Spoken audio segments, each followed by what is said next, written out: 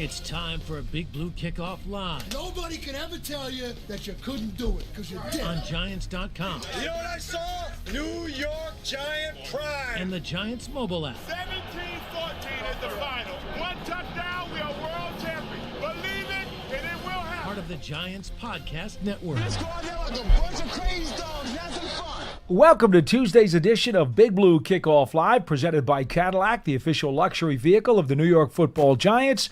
Thank you so much for being with us. It is the first day of practice at the Veteran Mandatory Minicamp.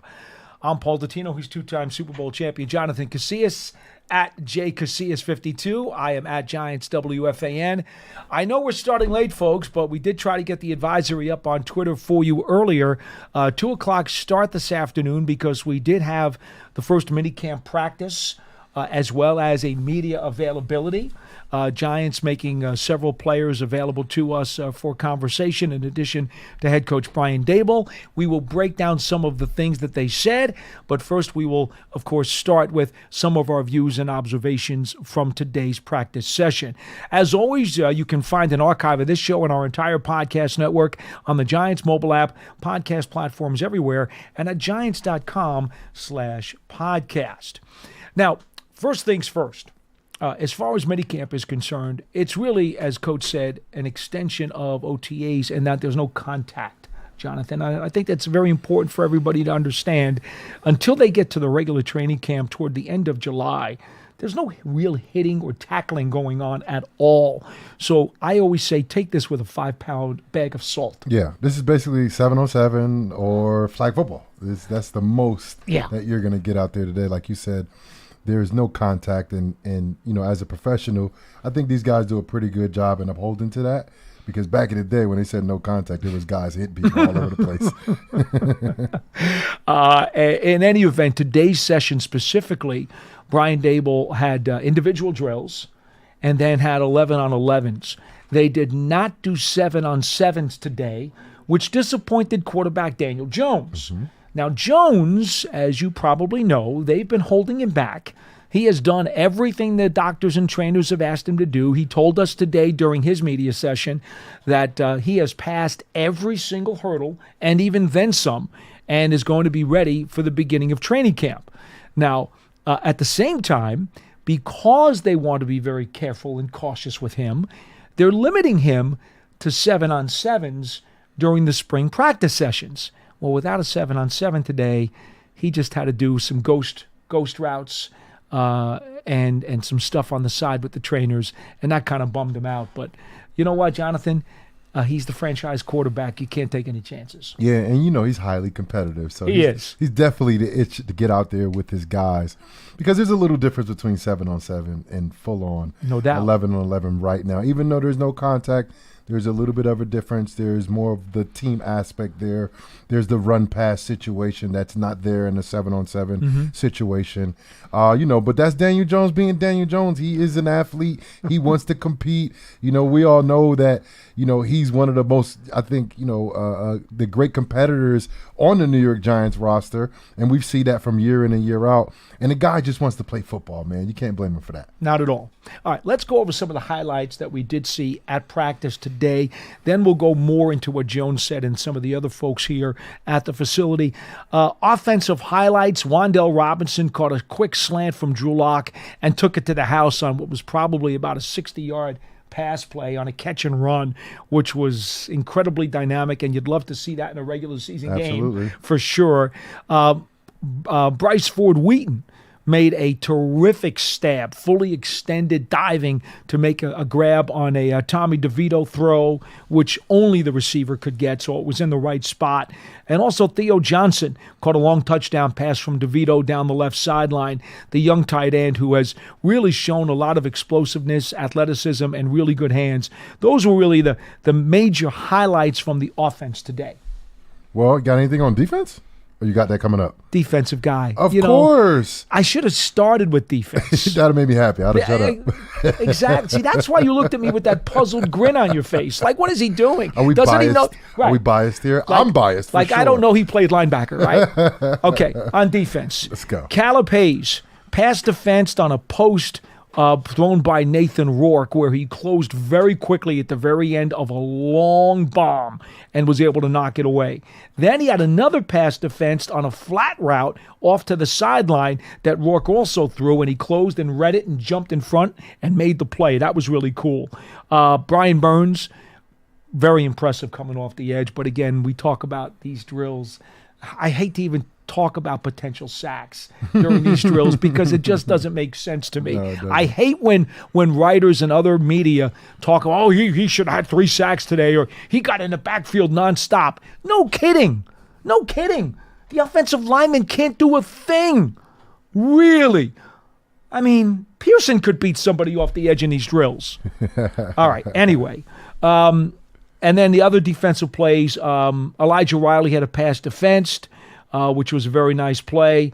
And then Dre Phillips with an interception off a deflected ball by the wide receiver Houston. You guys, Dennis Houston, remember he had made some plays the other day. He had picked the ball up in the air, and Phillips came down with a pick. And that was, the only turnover that I saw on defense today. Those were some of the plays. I don't know how many of these, carry more than 5 pounds of salt for you. But these were some of the things that happened today. But usually when you look at days like this, especially mandatory days where basically everybody has to be here, but the Giants have been having really good attendance here. No complaints about the attendance. Everybody's here. Few months. As far as we know. The question is, who won today, offense or defense? I was there, but I wasn't as intently watching as you were. Who won today, offense or defense? Don't look at your notes. Just tell me what you feel, how you felt when you walked off the field. Okay, when offense had a good day. Usually when the offense has a good day, I mean they won the day, usually. When they walked off the field, I thought it was a draw. A draw? Oh, he copped out, Pearson. You see that? Copped out. He copped out. I'm sorry. All right. Okay. Way to Look, be PC. I know, back and forth. I know you're a little young to remember the 1970s and the big heavyweight boxing matches that we used to have. Because I wasn't alive. I know that. But I'm telling you, there would be mega fights. There were 15-round heavyweight championship fights in those days. And there would be mega fights where the scores would be like 7, 5, and 3. Right. Because there were 3 rounds that were a draw. Right. Draws were not uncommon to have draw rounds in heavyweight championship fights. That was a common occurrence, folks. So I grew up in an era where, you could say draw and not necessarily get looked at like, oh, you're just being a weasel. Okay? No, those were legit, man. Yeah. But that's how it works though. Back and forth between the offense and defense. If you just consider what I just said to you, right? Yeah, it's even. It's pretty even. Pretty even, yeah. All right. That's good. Yeah, I think so. All right, so let's quickly get to some of the thoughts. The phone number to dial, folks, and while we discuss some of the podium stuff from the media today, we would like you to call in, and the second half of the show, or maybe even before that, we're going to get to your calls, your questions, and your comments at 201-939-4513. 201-939-4513. We will also want to remind you that an archive of this show is available later on the Giants Podcast Network, in case I didn't do that before. I know some people probably missed the show live today because we had to change the time because of the Giants practice schedule. So apologies for that. But we'll also, I believe, Pearson, are we doing that tomorrow as well? Are we changing the time tomorrow too? 2 o'clock again tomorrow? Folks, if you're listening to this on the archive or even live, Wednesday's show is also going to be moved from 12:30 p.m. to 2 p.m. Eastern Time due to the Giants practice schedule. That will be the second mandatory minicamp practice of the week. There'll be an early walkthrough on Thursday morning, but that's nothing much to speak of. And then the players are off until training camp starts in late July. So it's about a 6-week blackout period for the players. We'll still be here to do Big Blue Kickoff Live. Don't you worry about that. We'll take your phone calls and have conversation with you. But there is a blackout period for the players and the coaches, and they got to have some time off and have some vacation time. So just to get you apprised as to what the schedule is. All right, couple of thoughts here. Let's quickly go to you on Darren Waller. He did, in fact, decide to retire, cited a lot of personal issues and things that he had to navigate in his own life, and has decided that football is not in the cards. So Brian Dable said he's most concerned about Darren Waller, the person, wishes him well, wants him to do well, has been in contact and in touch with him, understands that this was the decision, thanks him for his time, and again, wishing him all the best, with the understanding now that the Giants have a tight end room which has Daniel Bellinger, Lawrence Cager, Theo Johnson, among others, who now have to fill that void. Some of your thoughts as to how the Giants are going to be able to take care of business. Well, first off, personally, I want to shout out Darren Waller because he's been a guy who has dealt with some mental health stuff, Serious physical stuff. health stuff, in the past. So I do hope he's in good spirits. It's a rough time for him, I would think so, because, he's going through his personal life with his, divorce with Kelsey Plum. And then also, that transition out of the game is not easy. Somebody that, been dealing with that and going through that. The Giants have had my back throughout that whole process, which is, I'm definitely indebted to them. But it's a rough time but for now him. you So got to work I hope, with me, and that's no pleasure. No, you're my guy. I'm sorry, I just wanted to lighten the mood a little bit. Yeah. But, I wish nothing but the best for Darren Waller. I think last year was a rough year for everyone on the New York Giants franchise, and especially the offensive guys. And it was kind of rough to watch at times. So I hope he can bounce back, and whatever he does after this, I hope he has some success, whether it's rapping, whether it's, still being around football, whatever the case is. But with him being gone, that allows, I think, the Giants to possibly secure a roster spot for somebody that has the significance of a Darren Waller. Last year when the Giants signed Darren Waller, and the one preseason game we saw him, we were like, oh my gosh, like this is everything that we thought he would be. Yeah. And then, of course, the whole offense was kind of, underwhelming, I should say, as a collective unit. But now, that Darren Waller is gone, that leaves a void, and that also leaves a void in terms of, finances-wise. So I think the Giants can figure out, maybe not now, but before this season starts, how can they allocate that money that they have for Darren Waller for somebody else, a free agent signing, a trade, or, whatever the case is. And I feel like the Giants should do that. The Giants should bring in somebody that's a veteran, that's played good football, that's possibly a free agent, or maybe a trade, sometime in training camp or right after training camp or something like that, to bring in good locker room leadership.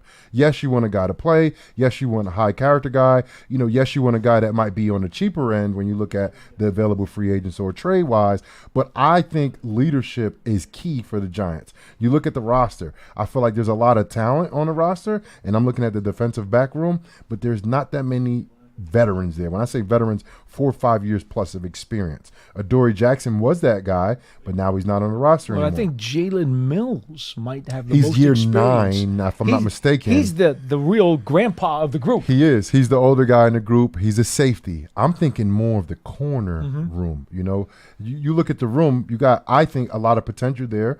You got Cordell Flott. Of course, we know Banks last year had a great rookie campaign, but who's the veteran leadership in that corner room? I think that's invaluable. I don't think you could put a price on veteran leadership in a very talented room that's consisting of a lot of young guys. I think that would be like, it's huge, especially going into the season, knowing that you have talent at that position, but you don't have a veteran guy that can actually tell them the ins and outs. And I know there's a guy out there that played for the Cowboys, play for other squads, was an all-pro player. I think me and you covered him one time when we did Inside the Numbers or Beyond the Numbers with the Giants. He played for the Bills for a while, too. Gilmore is a fantastic player, and he is on the street right now. I'm not saying they do it now, but that might be somebody that you can bring in and have an immediate impact, not only on the field, but in the locker room and helping out that young corner room. Well, the Giants need to figure out how they want to allocate those finances. Again, they got a little over about $11.5 million back off of the salary cap due to Waller's retirement. And so they could spend the money on a free agent. They could spend the money by making a trade and absorbing somebody's contract, or they could just sit tight and use that money during the course of the season and maybe even use it to roll over into next year's cap. Yeah. So they got 3 options as to how they want to deal with this space that has now been created underneath the salary cap threshold. So that's an interesting conversation to have, certainly, for sure. Interesting as well, is Brian Daboll's praise of one Lawrence Cager today. So not only did we hear from Bellinger, who said his top priority in the offseason was pass routes and how he wants to become a better route runner, but we also heard from Brian Daboll that Lawrence Cager has been having a stellar camp, specifically his involvement in the pass game. And we've mentioned him a couple times over the course of the last 2 months. I didn't think it was like Times Square worthy of putting up on the big Digitron, but Brian Daboll went out of his way to really give Cager a pat on the back. Well, that's good because you need somebody to show up and I think replace, a really good tight end in Darren Waller, especially in the passing game. The Giants last year, it's on record. The Giants struggled on offense, and a tight end could be a quarterback's best friend. Because sometimes they'll match up against linebackers, sometimes they match up against safeties, too slow, too small, and I think Bellinger, he has a lot of potential to help the Giants in both the run game and the passing game. And the young Theo Johnson, even though we didn't see a lot in the passing game when he was at Michigan, Penn State. When he was at Penn State, sorry, I don't really like none of the Big Ten schools. So if you're not Wisconsin, I might confuse you with another blue Big Ten school. Whether it's a college bias or a preference for defensive players, you always know where Jonathan stands, don't you? But I think, working him, seeing that big frame and that athleticism, let's see how that starts working into the fold a little bit. And like you said, it's hard to see anything right now, but what you can see people in the passing game. That's something that you can see right now because it's basically 7-on-7 out there. Everybody out there in shirts and shorts. Nobody has pads on, so nobody's hitting anybody. But what you can see are the skill position guys and how they're looking. All right, couple things about the pressers, and then we will get to your phone calls. Daniel Jones says he does plan on throwing again with teammates during the summer, getting guys together to throw. That's a great sign because obviously it means he's doing well, because I don't think he would be doing that if the trainers or doctors wanted to pull him back. Right. So obviously no setbacks. He believes he's got a nice green light going. Yeah, that's a good thing. Yeah, that's good. That's really good. And look, I didn't think he was going to be as far as he is now, doing everything that he is doing, because he's basically doing everything besides team period, right? Basically. Yeah. He's doing individual drills. He's doing 7-on-7. He's doing all of the runs and all that. And you saw him running today. Looked good running, man. He's been looking good. Looks good for a while now. So do we expect him start of training camp to be taking snaps at the start of training camp fully padded? It would not shock me. Right. It would not shock me at all. Yeah. And that is the goal. That is the plan. And I would not be surprised if he does. That'd be good. That'd be really good for the Giants. By the way, he does wear a knee wrap on his right leg because of the surgery, but he said it's only just to keep the knee warm. Okay. No brace, though. No. Okay. That's no good. brace. That's good. No brace. It's good. And he's out there doing alligator runs like zigzags and stop and go and stop and go and sprint outs and gassers. He's doing all of it. Yeah, that's good. That's good. But he's itching to get out there. But I also think he is. It's not just because he has he's that itching like the chicken nature. pox is what it is. It's not just because he has that competitive nature. He's a competitor. You could tell by the way he plays the game. But I think he wants to go out there and put that knee to test. He knows doubt. that playing 7-on-7 ain't a real test. No doubt. He wants to go out there and test it. If he got to run, if he got to quick little change, a direction in the pocket, get outside the pocket, tuck it down and run after, he breaks the line of scrimmage. I know he wants to do that. He's itching to do that. But, Ronnie Barnes, he's a great trainer, ring of honor for the Giants. He knows what he's doing. He took care of me when I played, and I know he's having that conversation with Daniel, just pulling him back off the edge. All right, relax. We know you're good, but just relax a little bit. We need you in August and September. We don't need you here in June. Well, somebody's got to hold him back, and Ronnie's the guy to do it. He is the guy to do it. A couple other notes on the defensive side. Oh, actually, I should say Jones was also very praiseworthy of Jalen Hyatt, who he has been throwing to a lot during this offseason about his progression, his route running, his detail orientations, or his his attention to detail is what I'm trying to say. There we go. Hyatt's attention to detail in his route running during this offseason genuinely seems very excited by what Hyatt could bring to the table in year two. All right, defense. Bobby Okereke. says, as far as he's concerned, that Wink Martindale, who was a big blitzer, well, they're going to blitz a lot less this year. Bobby says as the middle linebacker, he's going to be more involved in coverage this season, and you'll see much more diversity and looks in the scheme than you saw last year, but does say they'll be very aggressive against the run. Did say he picked up some things from Wink about the blitz that he will use this year in the defense. And then his last important comment was that he does believe Brian Burns' addition to the pass rush is going to force quarterbacks to get rid of the ball faster. Yep, and he's talking about in a 4-down, no extra blitzer or no extra rusher to that set, which is good. That means you have 7 people in coverage, you have 4 people rushing, and 4 people doing their jobs. And if you look around the league, a lot of teams that have success defensively, like the Buffalo Bills, consistently year after year, they play a very vanilla, soft cover 2, cover 4, cover 6 type of defense on the back end, and they're rushing 4 every time. If you can cause havoc by rushing 4 and only 4, that puts 7 back in coverage, that becomes a huge advantage to the defense. Malik Neighbors was the other player who talked today. In short, he was poised. He basically gave us a lot of very simple stock answers, nothing that was necessarily newsworthy. I will say this, and you can comment on this, Jonathan, because I think maybe it does speak to his mindset. He said he can tell the competition has picked up as they've gone on through the spring, that the wide receivers move a lot in this offense. Pre-snap motion, we're going to see a ton of that with all these guys because Dable really wants them to be interchangeable. And he says he doesn't feel pressure about being a big-time playmaker or the number 1 pick. He says, I'm just trying to provide competition in the wide receiver room and being myself.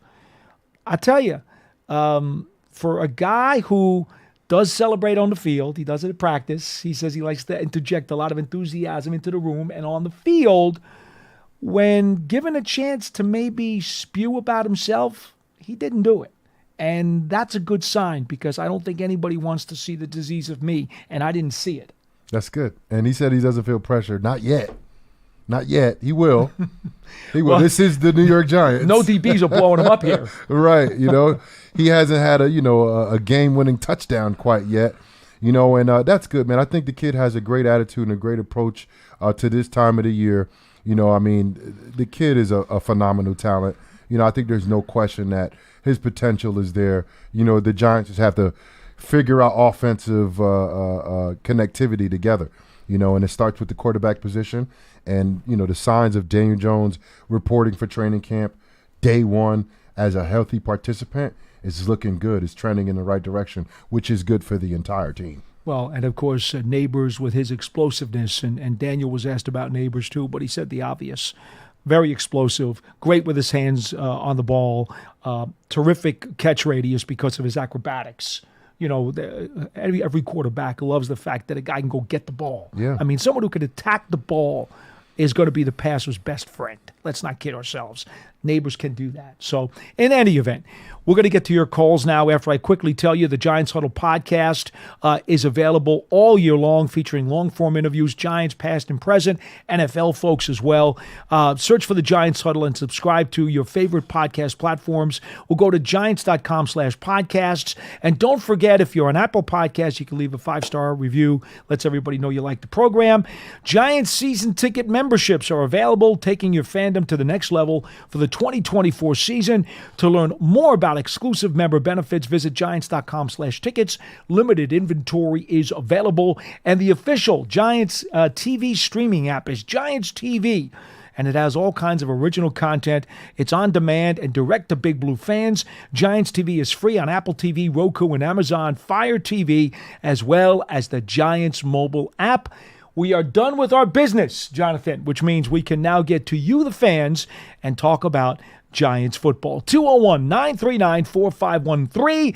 James in Georgia is on line 2 and first on Big Blue Kickoff Live. Hello, James. Hey, what's going on, guys? Good to talk to you. I'm sitting on a forklift right now. Good to talk to y'all. Last time I talked to both of y'all actually before I was taking my son to a football camp.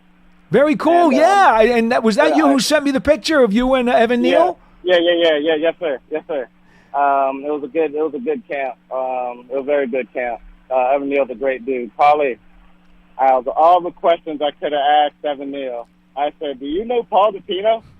If he run around like a crazy man, like they say he does, he's like, I don't know who that is. All the questions in the world. I have these guys trained very, very well. They know that outside of these walls, they don't talk about me. That is a no. They are trained well. The Godfather. That's it, man. I've been around a long time. I got some clout. Listen, I'm running around the camp, not like the rest of the parents are enjoying the shade, sitting off to the side. They recruited me to help with the drills. I volunteered basically. Good stuff. Standing off, running around. Pretty much I was recording my son, trying to make his reel tape and all. But I just had to tell you, it was a really good camp. I didn't go to the one last year. I'm going to try to make it the next year. It'll be my son's senior year. Mostly a lot of little kids there, though. Evan Neal's a really good dude. He is a good dude. I want to put that out there. As far as, I guess the most recent Giants news is the retirement. And I guess my feeling is unless you bring in like a Gilmore, the veteran presence in the one position that we need one, in my opinion, then I would say just save it for a rainy day, because a rainy day is coming. You know what I'm saying? And you don't got to pick up you don't got to pick up Gilmore today. It could be a week 4. If he's still on the couch at the end of training camp. Before week 1 starts. Right. One of them late guys who don't want to go to training camp. He might be waiting just for that. He might be fielding phone calls right now. Waiting until training camp is over and then jump on the bandwagon. But outside of probably cornerback, I really do like our depth and what the team looks like now. Just see what we got. See what the squad looks like going forward. Jonathan, appreciate all the tidbits you gave on the show last week. My son, he was sitting there, he listened, he applied them, and I appreciate what y'all showed. Great. Love y'all. I'm looking off the air. Thanks, boss. James. Appreciate the call. 201-939-4513. Not that I'm going to be tampering in any way, but let me give you a couple of names of veteran corners who made $10 million base or less last year. Just a couple of names who, if you'd like to do some research, these are some of the guys who are available. Now, Adoree Jackson obviously was with the Giants last season. He was making $13 million a year, in his contract, and right now he's a free agent. So Adoree is still out there. Stephon Gilmore is still out there. What's that percentage number? What's that number? The percentage of snaps the guy played on the team last year. Patrick Peterson is just so far in the down for me. I don't think that I'd even consider that. Steven Nelson was with the Texans last year, and he's currently available. There's a veteran who certainly has a lot of pelts on his belt during the course of the NFL career that he's had. Other than that, I don't know there's anybody else of real significance that I might think about. Fabian Moreau, our old friend Fabian Moreau, believe it or not, was with the Broncos last year and not doing anything. Killer Witherspoon, I talked about him way back when, several months ago. Seems to have resuscitated his career. He's only 29 years old. Yeah, with the Rams. He was $1 million last year and played at 93% of the snaps. Not bad. And he's one of those tall corners. 6'2" plus. There aren't a whole bunch of those in the league. Yeah. And he's been around a while. So those are some of the guys that you'd be talking about. If you wanted that type of player to fill a spot on your roster in that position.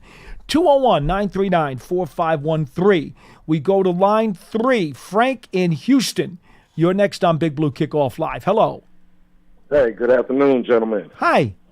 Hey, late happy Mother's Day to all the mothers. Happy For sure. Father's Day to all that the too. fathers. Yeah. Health and wealth to all. I appreciate you guys. I always check out, your shows. I never catch you live, but I finally caught you live. I always check the shows out. Your boy Pat Leonard, I check out his podcast all the time, his live chat. He's always very entertaining, very active with the chat. Well, that is certainly your prerogative, but we'll just leave that right there if that's okay with you. Yeah. I mean, he's ain't that bad at times, right? He has different takes. You know, everyone has different opinions. I always have a chat about how our problem has been head to head, you know, Mara and down. The decision-making, the coaches in place, the play calling.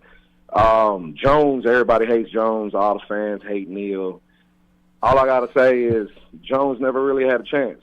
He's had no team, no O-line, poor play calling, and he keeps getting up. He doesn't complain. He's really going to turn it around. If he stays healthy, we could get a line in front of him.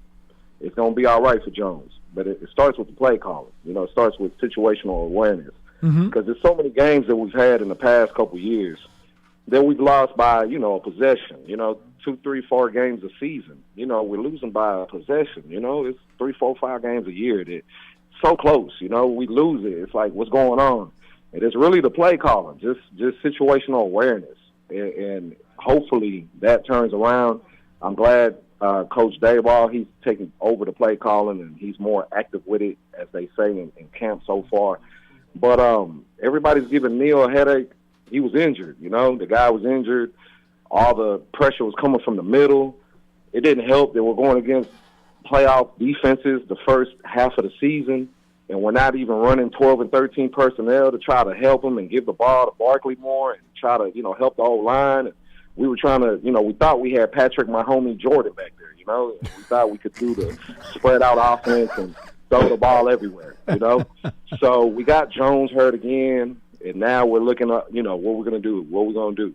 We brought in Locke. Locke is a cool backup. To me, he's not better than Tyrod, but, you know, he'll do suffice for now. But for Jones, I believe that it's all about the confidence that the staff gives to him. It's about the confidence that, hey, man, we're going to take care of you. Hey, man, we know what you like to run. We know what you're better in. We're not going to force you to try to run a scheme that you're not – that it's just not going to work with no O-line, no receivers. Now that we have weapons, right, we got more weapons, neighbors, we got O-line, we got the coach Priscillo coming in. I believe it'll gel a little more. It'll gel better. It'll give us a better shot. I don't know what was going on with the O-line coach Johnson. I guess Dayball wanted his homeboy to, you know, stay in, you know, with a job and stuff. And the scheme maybe didn't fit with Kafka and everybody. It just wasn't right. You know, it didn't gel right. Musical chairs at O-line and, you know, different play callings during the game that didn't make sense. But now moving to this season, it's like each summer we have plenty talent. And then each winter is like a misery, right? So with all this talent, you know, we got Ovi, we got the DB Johnson. You know, we got some kids that are young that we're able to probably look for a better practice squad. You know, I'm not even saying put Ovi on the starter or even Johnson starting or Giles and Ayer. But looking at the talent, it looks like the practice squad is going to be a lot better. So my practice squad is a lot better because if you practice hard, you play hard. So my practice squad is elevated. That means my 53-man roster is a lot better. So when we're going into this season, I'm just really looking forward to how the coaching staff decides to put the scheme together. Because we have Singletary, right? He's a great seasoned veteran back. I'm from Houston, so, you know, I'm a home teamer. Stroud's amazing. Singletary helped him out a lot. So I believe that Singletary will do a great job for the young running backs. All right, let me ask you this, Frank, before I let you go, because we have other callers, but I do want to ask you this. Since you saw Singletary day in and day out being in Houston, what's the best thing about his game? What's the one thing you really liked that he'll bring to the table for the Giants as the lead in their rotation? I'll give you a couple things with Singletary. He's a stand-up person, number one, a great human being, great individual. He's a hard worker. You never seen him on the sideline fighting or into any type of mess. He's always keeping his head down and working hard and pushing forward. And then as his game on the field, he's not a player that is selfish. He doesn't worry about personal achievements. So as soon as he sees a hole, he hits the hole. He goes north and south. He doesn't do the dancing. He doesn't do the undecisiveness. He's the type of back that, hey, it's 1st and 10. Let me go ahead and just get these little 3 yards if that's all I could get. Right. That's better than a negative. So with that being in a locker room with youngsters like Tracy and more younger running backs that we might bring in, that'll show them, hey, you don't have to try to make the home run play. Hey, you don't have to try to keep letting the blockers open up the hole for you. If you see it, just hit it and go. Well, Frank, And then that's you'll the go kind of grab it. leadership that Jonathan was talking about, if perhaps bringing into the secondary room, the corner room in particular, and that's the kind of thing that you believe Singletary will bring to the running back room, and the Giants agree. Absolutely. Frank, thank you for the Absolutely. call. I got other guys trying to get Health in. and wealth always, and we'll talk again. Thank you. Please Thanks, do Frank. call us again. 201-939-4513. You want to respond quickly to one of his points, and we'll go back to the calls? I mean, he was kind of all over the place. Well, I think he had a lot built up. He was Yeah, he did. saving Yeah, his he's waiting. points for a He's lot waiting. of shows, and Yeah. got them all into one. Yeah. You can tell he's a fan. Oh, yeah. There's no doubt. He spoke with that passion. Hey, by the way, Giants will be in Houston this year during week 2 of the preseason, just so you know. Well, I mean, he kind of hit on everything, but I did hear one thing he said. I got to disagree with him. He said Daniel Jones never had a chance. That's not true. It's just that the situation around him or the situation that happened during the season wasn't ideal. But Daniel Jones had every chance to And his best chance got them into the playoffs play. in Right, 2022. he's had several chances, 5 years of chances to play, and one playoff year. But the potential is there. His highs, I think, I take that over his lows. Like I see his highs and I say, all right, I like that. The lows I've seen too, and it's like, okay, could I deal with the highs and take some of the lows? Yes, I would definitely have him be somewhere in the middle where he can, win. It's all about winning games. I don't really care personally how each individual player plays. It's all about winning games. Sometimes your stats may not look, up to par in terms of what the outside world may think of a winning quarterback. But if you look at his stats in 2022, when the Giants were the best team since 2016, statistically wise, making it to the playoffs again, Daniel Jones' numbers did not jump off the page. No. His efficiency did. Correct. And that's what truly matters. If you're throwing, 35, 40 touchdowns a year, you don't have to have the greatest of efficiency. Well, the 16 season, Eli carried this team offensively on his back. 15. No, the 16 team that went to the playoffs. Defensively, we were good. The defense was really good. 15, we were good. And offensively. Eli carried the offense on his back because there wasn't much else there. Got you. Yep. It was Eli and the defense that got the 16 team into the playoffs. Mm-hmm. In 2022, yes, it was the defense, but it was their efficiency led by Daniel Jones, who did not turn the ball over. And did all the little things that don't show up in the stat sheet to help them win. Yep. Third down, the Giants were really good that year. Excellent. And in the red zone. Excellent in the red zone. Two of the major categories when Correct. you look at teams win losses. Of course, you look at the takeaway turnover ratio, the turnover margin. And the Giants that year, they were good on all three of those things. So if the Giants, they don't have to be a statistical,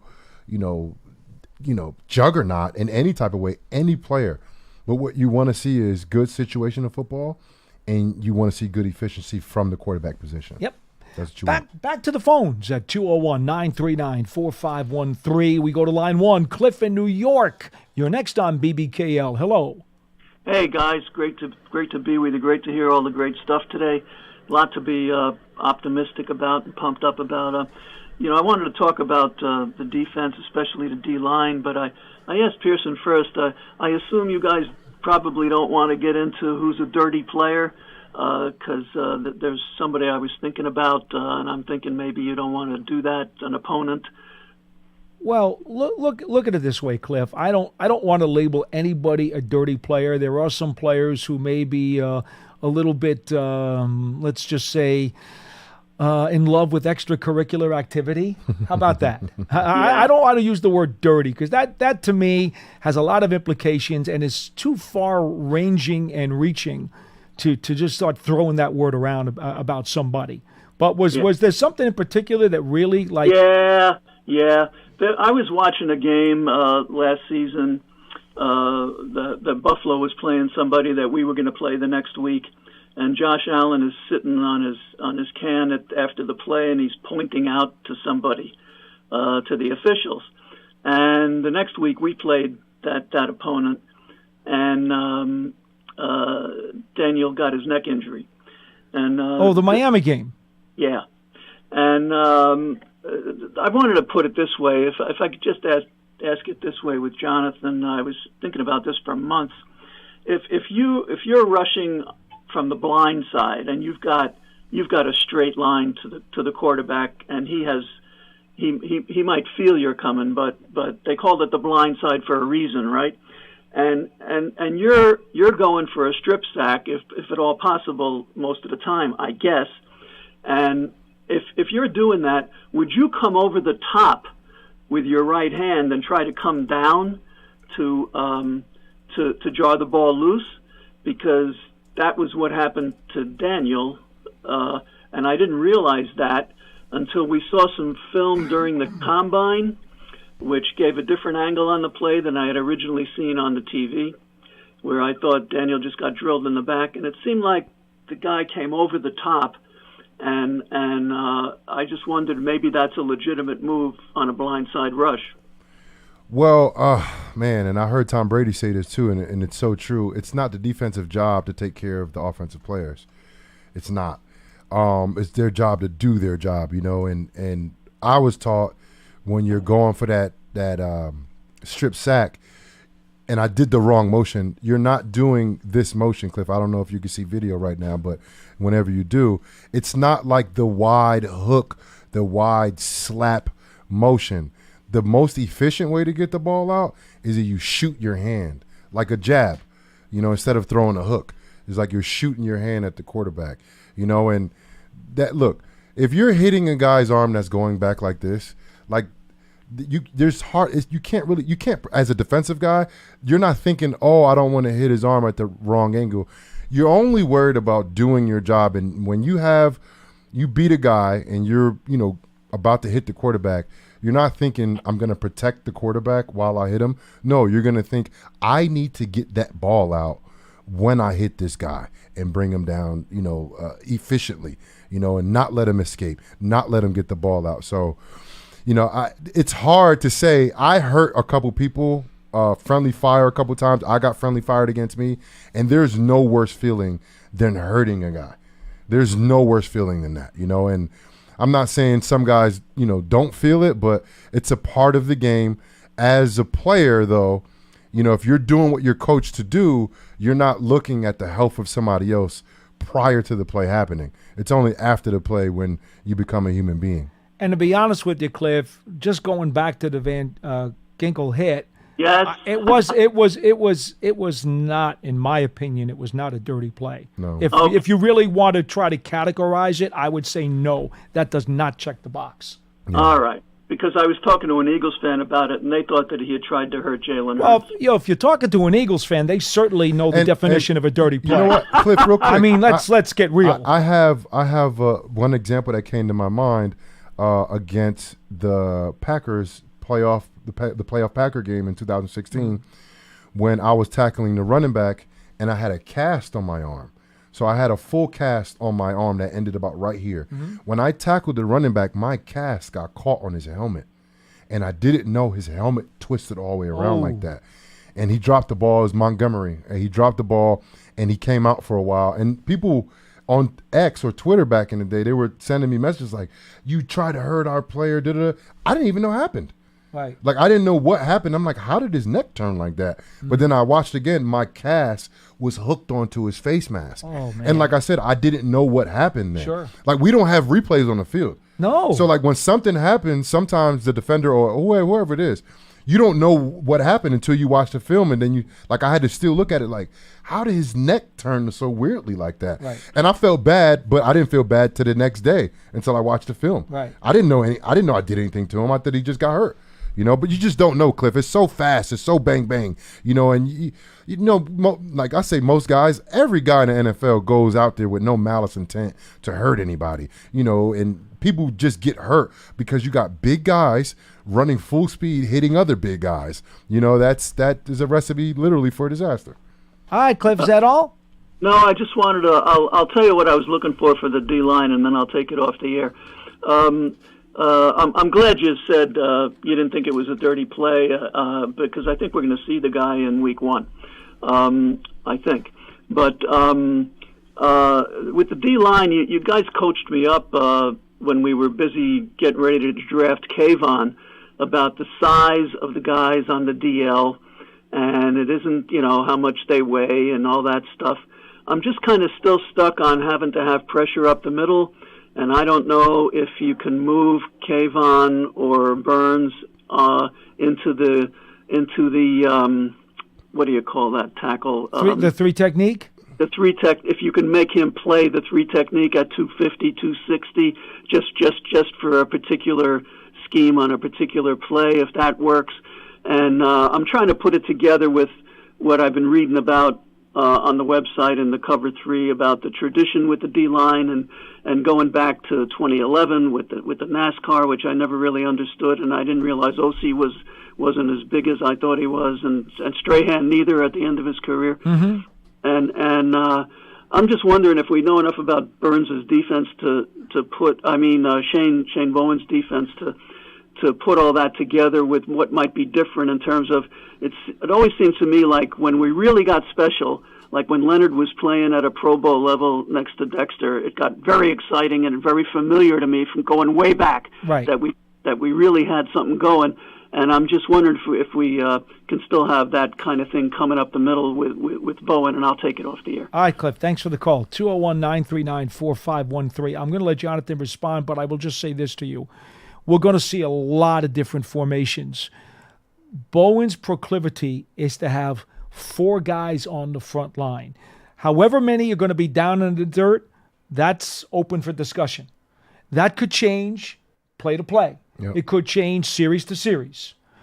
Who those 4 guys are can change, except for we know Tibbs is going to be out there a ton, we know Burns is going to be out there a ton, and we know Dexter's going to be out there a ton. The 4th guy could be a variety of folks. Could be Nacho. Could be Ryan Anderson, who I think is going to see a lot of time at 3 technique this year. Could be Jordan Riley. Could be Ojulari in a multiple linebacker set. The point is, they could go a lot of different ways here. If you're thinking of the old Giants that won by using those 4 guys up front and just saying, these are our 4 and we're coming after you, that ain't going to happen. That's not happening. It's not. This is going to be more scheme-oriented than it's going to be, these are our 4 guys, try to stop us. Yeah. They don't have those 4 guys on this team. Yep. And if you look at the roster, how it's made up this year, on the defensive side of the ball, I think you have 2 really, really, really good proven pass rushers in Burns and Kayvon Thibodeau. Kayvon's very young, but I don't think you could take anything from what he's been doing in the league the first 2 years he's been in the league. And then you got Ojulari, who is, I think if you look at the roster as a whole, you look at the top 3 pass rushers, I think everybody could agree those are the top 3 pass rushers. Now, when you get into certain situations, it's very beneficial as a defense to have your best pass rushers on the field at one time. Right, and that presents an opportunity for one of those 3 pass rushers to get bumped inside to the 3 or 4 or 5 technique to rush against a guard. Now, I've talked about this before.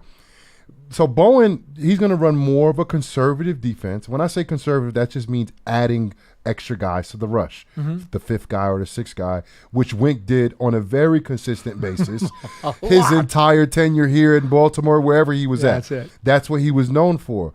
Now, just because you're not adding extra guys, that doesn't mean your defense is more conservative.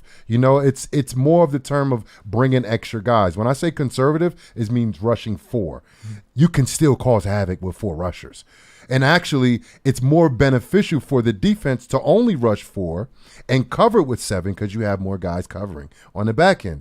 I think the Giants have an opportunity while adding Burns to mix up those different rotational selections given who they're going against, right? And now you look at the 3 top pass rushers.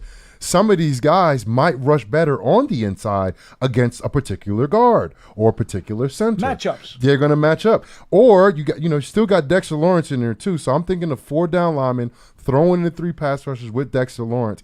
I think that's something we're going to see. One of those guys that normally rush on the outside are going to be going against guards who usually aren't as good against guys that are smaller and more athletic than the tackles are. So it presents some opportunities I think the Giants could take advantage of. 201-939-4513. Our lines are open. We go to Riley in Philadelphia. You're next on BBKL. Hello. Yeah, how you doing? Hi, Riley. I'm from Philly. My name is Amir. Yeah, so I'm from Philly. What's up, nice Amir? to meet you, Jonathan. Yeah, so I'm from Philly. I'm a Giants fan, so it's like kind of hard living in Philly, knowing the Eagles be good and the Cowboys. So it's like a thing with all my friends and stuff. So I just had to touch in with a couple points. Well, y'all just touched in with as far as the defensive line.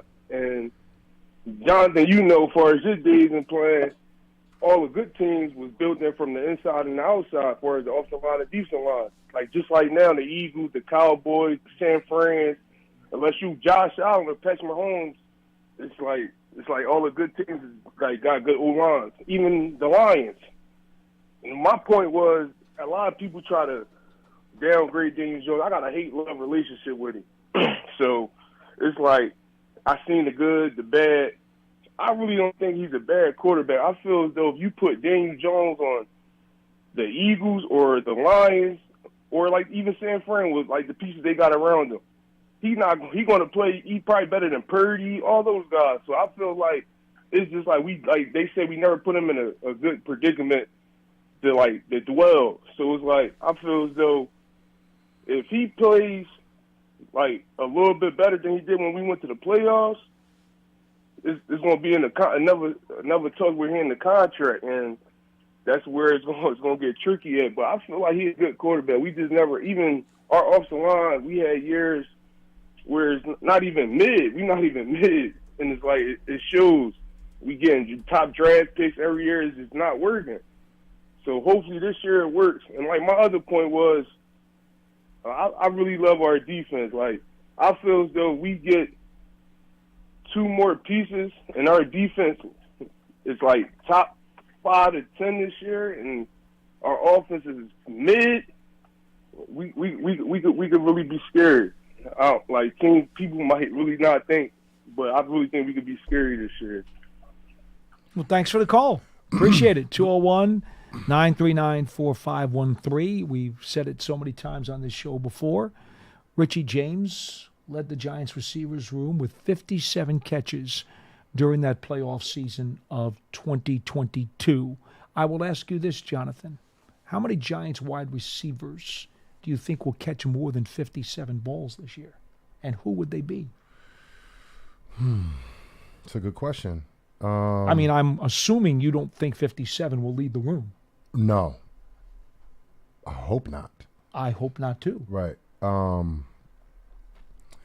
It's a good question. At least 50 catches. I'm thinking at least 3 from the receiving room. At least 3 from the receiving room. And one guy getting closer to the 100 catch mark. How about Neighbors, Robinson, and Slayton? Yeah, for sure. I think so, too. I think that's a good number. I would like Hyatt at that number. That means the Giants are going deep a lot. Because we all know, look, I don't care if he can run all his routes. So you want 4 guys over 57? Why not? Well, over 50. Because that's only, 200 catches, right? Between 4 guys. Yeah. Right. That's not crazy. But you got, corporate tight ends, corporate running backs as well. But I would like the ball to be distributed very well, and I want efficiency out the passing game. I would like it to be explosive, but I'm not trying to ask for something that the Giants won't be able to do, but I would like efficiency in the passing game. I would like Daniel Jones to be over 70% completion percentage. I would like them to be efficient in the red zone and efficient in third downs. I don't really care what anything else looks like, but if you're completing the ball at a high percentage, you're good on third down, you're good in the red zone, your numbers may not be the greatest numbers, but that's efficient ball. And I don't care if his numbers are very similar to 2022. But if he only throws 5 interceptions, that's a good thing. That's a great thing. It would be a wonderful thing. So for me, it's efficiency. It's not about the statistics. I could care less about statistics. I care about winning.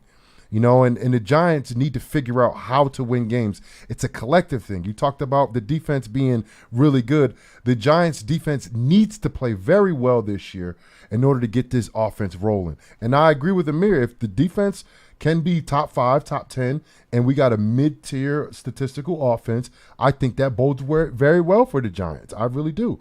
But the Giants can't do is be inefficient on offense, cause a lot of turnovers, and then on defense, not taking the ball away. That's gonna result into a lot of losses and not a lot of wins. Yeah. So if the Giants can figure out a way to play efficient football, I don't care if we have a 1,000-yard receiver. I don't care if we have a 1,000-yard rusher. If we have efficient football being played, the Giants will win a lot of games. And it doesn't matter what the statistics look like. You could win by 1 point. You could be outgained by 20 yards. A win's a win. I don't care what the stats look like at the end of the year. As long as the Giants are pushing, come end of December, early January, they're still pushing and pushing for that playoff spot. 201-939-4513. You got a few minutes left. Derek is in Kansas City. You are next on BBKL. Hello. Hey, what's up, guys? How's it going? Good to talk to you. What's up, Derek? Hey, I just wanted to show some support, man. I'm really excited for this year. I hope Wandale, Jalen Hyatt, and Malik Neighbors, everybody gets to eat, and I'm ready to see Daniel Jones out there, and you know what I mean? I'm just happy for him, and I just wanted to show some love, man. Thank you. Appreciate the call. That was quick. Mm-hmm. We got time for one more quick one. If somebody wants to get in on really fast, we'll give you a quick 2-minute phone call if you like. Our lines are open, 201-939-4513. The one thing that I think is important, even more so than how they do it, and you just said it in terms of you want to win, be efficient and win, just have a good September. Please have a good September, because we know how the snowball rolls downhill. And if you get off to a rough September start, and then right after that early couple of games, there's that nasty 5 or 6 game stretch where all of a sudden, there's a possibility, if you don't get off to a good start, that by the midpoint of the season, around Halloween, you could be suffering a lot of headaches and a lot of stomach aches and not feeling real good about the situation. Yeah, I agree with you. Just paying attention to what the Giants have been doing, it's almost like they have to start fast. And I hate to say that, but because there's 17 games in the season, but I know it's really hard to recover, and to keep 100% of everybody, bought in the entire season when you're not winning games. It's really hard to do that. But look, I like what I'm seeing today. The energy out there was good at practice. I love that you have a very competitive Daniel Jones just itching and scratching to get out there, man. That sounds good. That's all good stuff to me. Good thing that Brian Dable said, and I apologize for leaving this out earlier in the show. He said that as it stands today, they believe that everybody will be available to practice at the beginning of training camp. That's the plan. And he was asked, including Aaron Robinson, the corner who's missed the better part of 2 years. And he said, well, that's the plan. I don't know. That's somebody we haven't really spoke about because he's missed the last 2 years. Exactly. Let's see how he is when he comes back. Don't know. Right. It would be great to see him compete. Yeah. It really, really would. I just don't know where he stands. His knee was just ravaged. And it's been one heck of a long road for him. If he even gets back on and plays in a preseason game, I'll be happy for him. Yeah. In any event, that'll do it for today's show, everybody. Big Blue Kickoff Live can be heard on the archive and all of your favorite Giants podcast platforms everywhere, or at giants.com/podcasts. Remember, tomorrow's show, that will be Wednesday. Once again, because of Veteran Minicamp, we are pushing the show back from 12:30 p.m. Eastern Time to 2 o'clock Eastern Time. And we'll be back to review the second day of practices and talk more Giants football for another hour. But for now, for Jonathan Casillas, I'm Paul Dottino. This has been Big Blue Kickoff Live, presented by Cadillac, the official luxury vehicle of the New York Football Giants. So long, everybody.